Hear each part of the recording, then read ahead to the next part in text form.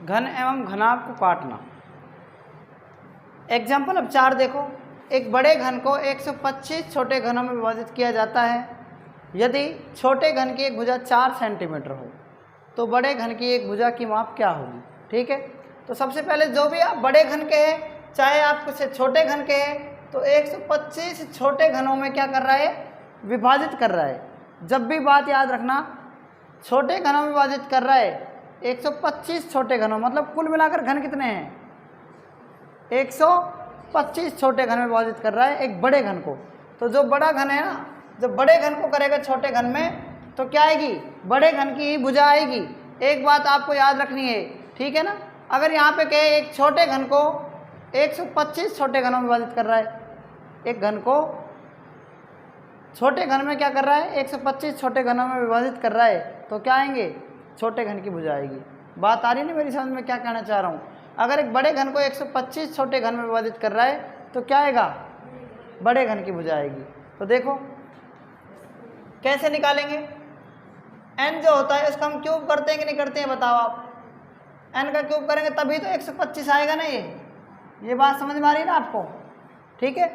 तो n इसके ऊपर क्या करेंगे, इस क्यूब का इधर आकर क्या हो जाएगा, क्यूब रूट लग जाएगा, मतलब घनमूल 125। तो n क्या आ गई बताओ, 5 आ गई। ये क्या है ये पता है ना आपको, यहाँ पर क्या है ये, आप यहाँ पर लिख सकते हैं, क्या लिख सकते हैं यहाँ पर पता है, बड़े घन की भुजा। क्या लिख सकते हैं, चाहे आप लिख सकते हैं बड़े घन की भुजा। क्लियर है कि नहीं क्लियर है, बताओ। बात आ रही है ना, मैं क्या समझाना चाह रहा हूँ। जैसे आपने कह दिया कि एक बड़ा घन है, ये क्या है, एक बड़ा घन, तो आपने ये चीज़ तो सुनी होगी ना कि n का क्यूब कैसे आता है, n का क्यूब। n का मतलब क्या है बताओ आप सबसे पहले, इस n का मतलब क्या है, n बराबर क्या आता है मुझे ये बता दो आप सबसे पहले। ये आता है बड़े घन की भुजा, बड़े घन की भुजा, और बटा में क्या आता है, छोटे घन की भुजा।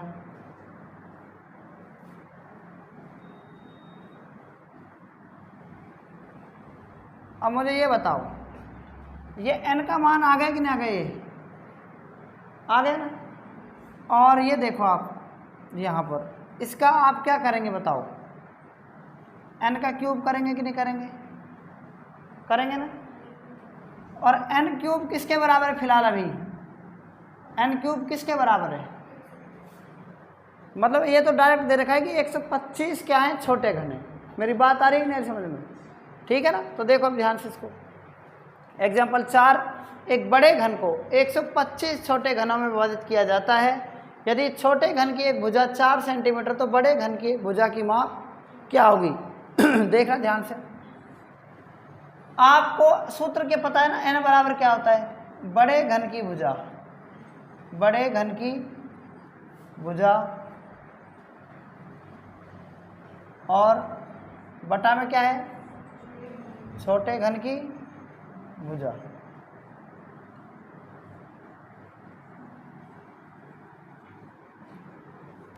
ये पता है आप। इसके बाद आप क्या करते हैं, यहाँ पर इस n का क्यूब करते हैं, मतलब क्या करते हैं, n का क्यूब। तो जब n का क्यूब करेंगे तो इन दोनों की वैल्यू क्या आएगी, कुछ ना कुछ यही तो आएगी, 125 छोटे घनों में विभाजित कर रहा है। बात आ रही नहीं यार समझ में, आ रही है। तो n का मान निकाल सकते हैं यहाँ से, कैसे, √3 125।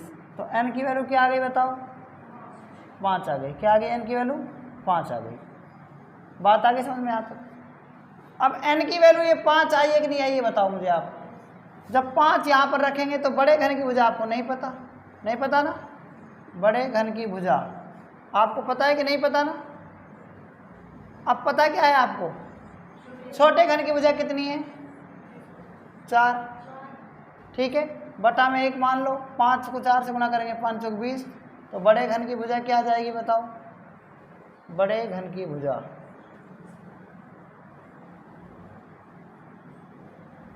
5 चौक 20,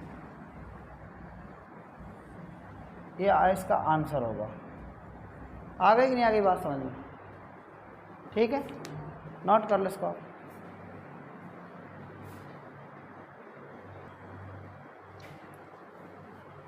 देखो एग्जाम्पल 5, यदि 12 सेंटीमीटर भुजा वाले किसी घन को 3 सेंटीमीटर भुजा वाले घन में परिवर्तित किया जाता है तो कुल छोटे घनों की संख्या।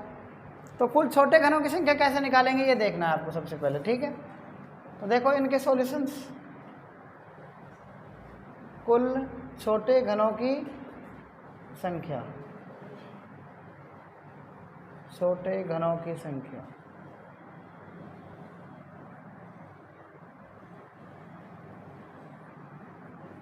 सूत्र क्या होता है, n का क्यू। n बराबर क्या होता है, पहले बड़े घन की भुजा, बड़े घन की भुजा और बटा में छोटे घन की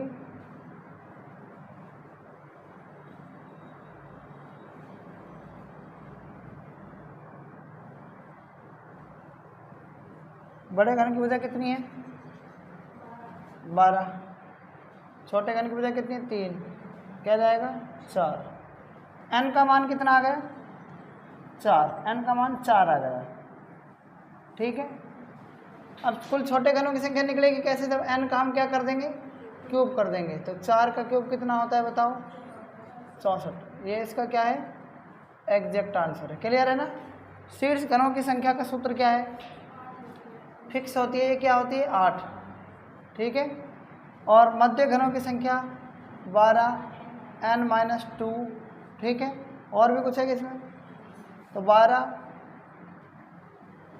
n की वैल्यू 4 माइनस का 2, 4 में से 2 गए 2, तो 12 को किससे गुना करेंगे 2 से, कितना आ जाएगा 24, ठीक है। यह आ जाएगा मध्य घनों की संख्या। क्लियर है ना, ये बात समझ में आ रही है ना। यह जाएगी मध्य घनों की संख्या, ठीक है। आगे देखो ये क्या है 6 इंटू n-2 का स्क्वायर।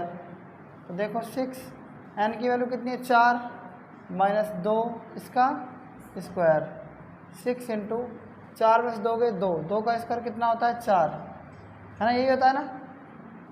4 में से 2 गए 2, 2 का स्क्वायर 4, 4 6 24, तो ये भी क्या जाएगा 24। आगे यहाँ तक समझ में। अब क्या है अंतः केंद्रीय घनों की संख्या, क्या जाएगा 2 का क्यूब। आगे देखो n की वैल्यू 4 माइनस 2 इसका क्या है क्यूब, 4 में से 2 गए 2, 2 को क्या करेंगे 2 का क्यूब कितना होता है 8। कुल जो इसमें घन है अंतः केंद्रीय घनों की संख्या कितनी आ गई 8। अब क्या करेंगे, जो कुल घनों की संख्या 64 है तो इनको जोड़ दो, 8 और 24 दूनी 48 और 16 कितने हो गए 64 हो रहे हैं कि नहीं हो रहे बताओ। तो सारे अगर हम इनको जोड़ेंगे तो जो कुल छोटे घन आएंगे वो कितने आएंगे 64 आएंगे। इसमें शीर्ष घन 8 हैं, मध्य घनों की संख्या 24 है और केंद्रीय घनों की संख्या कितनी है 24, अंतः केंद्रीय घनों की संख्या 8।